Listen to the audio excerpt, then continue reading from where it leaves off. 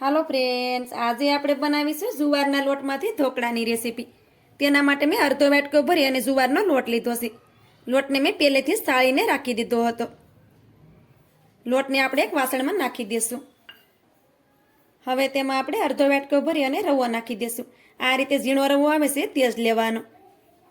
તમારી પાસે મોટો રવો હોય તો તેને મિક્સરમાં તમારે પીસી લેવાનો અને પછી લેવાનો. હવે તેમાં આપણે એક વાટકો ભરી અને ખાટી છાશ નાખી દઈશું. તમારી પાસે દહીં હોય તો તમે દહીં પણ લઈ શકો. બધી વસ્તુને આપણે સારી રીતે મિક્સ કરી લેવાની છે.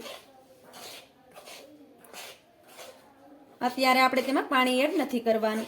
આપણે જરૂર લાગે તો આપણે તેમાં પાણી પણ નાખી શકીએ. પહેલાં આપણે રવા અને જુવારના લોટને સારી રીતે મિક્સ કરી દેશું. તેમાં કોઈ પણ ગાંઠા ન રહે તે રીતે આપણે તેને મિક્સ કરવાનું છે.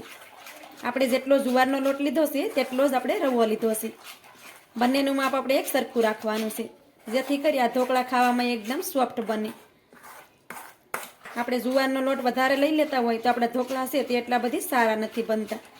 તો બંનેનું માપ આપણે એક સરખું લેવાનું છે, જેથી કરી આ ઢોકળા ખાવામાં એકદમ ટેસ્ટી લાગે.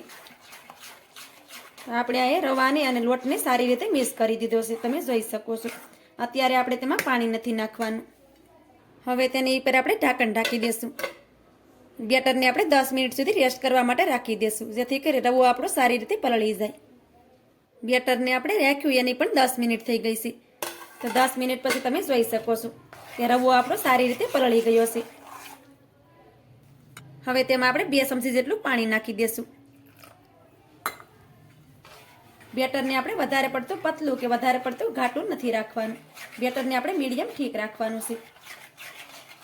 આપણા લોટ અને રવાનું પ્રમાણ પણ એક વાટકો હતું. તેની સામે આપણે એક વાટકો ભરી અને છાશ લીધી હતી. તેની ઉપર આપણે 2 ચમચી પાણી નાખ્યું છે અને બેટર છે તે આપણું આ રીતે પરફેક્ટ છે. આ રીતનું બેટર બનાવી અને રેડી કરી લેવાનું. તો ઢોકળા છે તે એકદમ પરફેક્ટ જ બનશે. હવે તેમાં આપણે બાકીના મસાલા પણ નાખી દઈએ. હવે તેમાં આપણે સ્વાદ પ્રમાણે મીઠું નાખી દઈએ. હવે તેમાં આપણે આદુ, લસણ અને મરચાંની પેસ્ટ નાખી દઈએ. તીખું તમે તમારા પ્રમાણે ઓછું કે વધારે પણ લઈ શકો.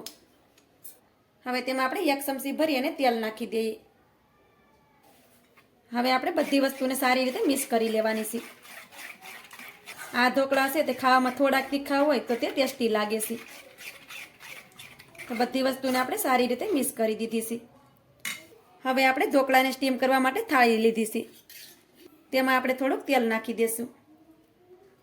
જુવારના ઢોકળા છે તે પચવામાં પણ સહેલા છે અને ગરમીમાં તો જુવાર ખાવી જ જોઈએ.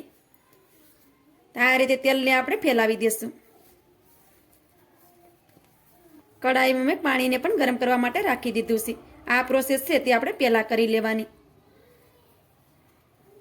થાળીને પણ મેં તેલથી સારી રીતે ગ્રીસ કરી દીધી છે. હવે આપણા ઢોકળા એકદમ ફૂલેલા બને તેના માટે આપણે તેમાં અડધી ચમચી ભરી અને ઈનો નાખી દઈશું. ઈનાને આપણે એક્ટિવેટ કરવા થોડુંક એમાં પાણી નાખી દઈશું.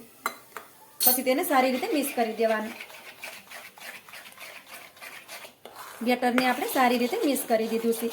ઈનો રાખી બેટરને આપણે ઝાઝી વાર બહાર નહીં રાખવાનું, નકર ઈનાની ફ્લેવર છે તે નીકળી જશે અને ઢોકળા છે તે ફૂલેલા નહીં બને. હવે આપણે બેટરને થાળીમાં લઈ લેશું. હવે આપણે તેમાં ઉપરથી આ રીતે લાલ મરચું પાવડર નાખી દઈશું. હવે આપણે થાળીને સ્ટીમ કરવા માટે રાખી દઈશું.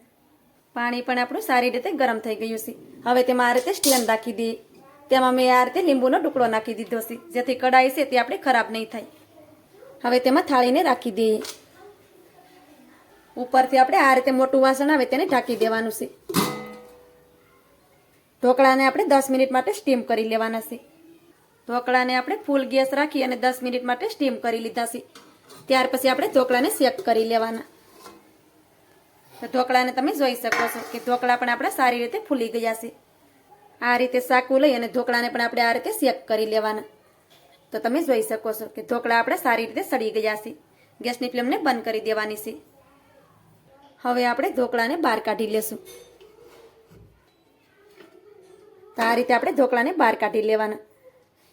ઢોકળાને આપણે બહાર કાઢી લીધા છે. કઢાઈને તમે જોઈ શકો છો કે લીંબુના ટુકડા નાખવાથી આપણી કઢાઈ છે તે બિલકુલ પણ ખરાબ નથી થઈ.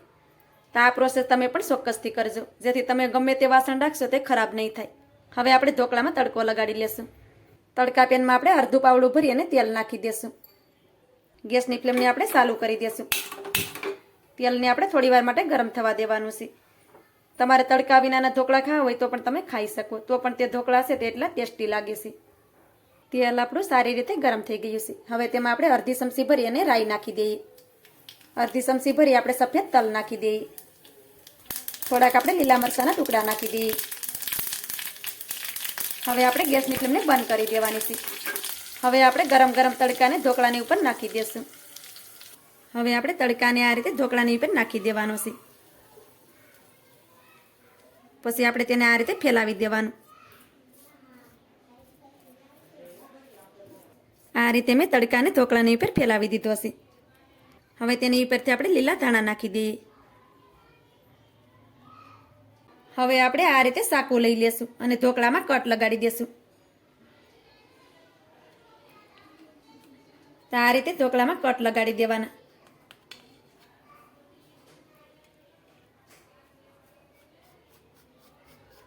તો આ રીતે ઢોકળાને તમે જોઈ શકો છો કે ઢોકળા છે તે આપણે એકદમ સોફ્ટ અને જાળીદાર બને છે.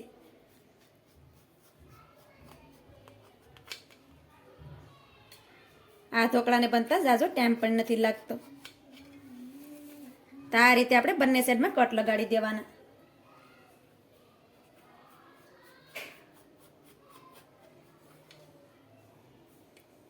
તમારે જેવા પીસીસ કરવા હોય એ પ્રમાણે તમે ઢોકળામાં કટ લગાડી શકો. તો આ રીતે આપણે ઢોકળામાં કટ લગાડી દીધા છે. આ રીતે હું ઢોકળાને કાઢીને પણ તમને દેખાડું.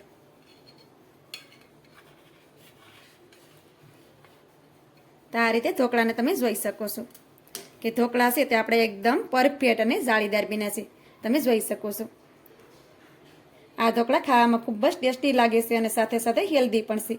તો આ રીતે ઢોકળા તમે પણ ચોક્કસથી બનાવજો. તો મારી આજની રેસીપી તમને સારી લાગી હોય તો લાઈક કરી કોમેન્ટ કરી દેજો. ચેનલ પર નવા હોય તો ચેનલને સબસ્ક્રાઈબ કરવાનું ભૂલતા નહીં. તો મળીએ એક આવી જ નવી રેસીપીની સાથે. ત્યાં સુધી બધાને જય માતાજી.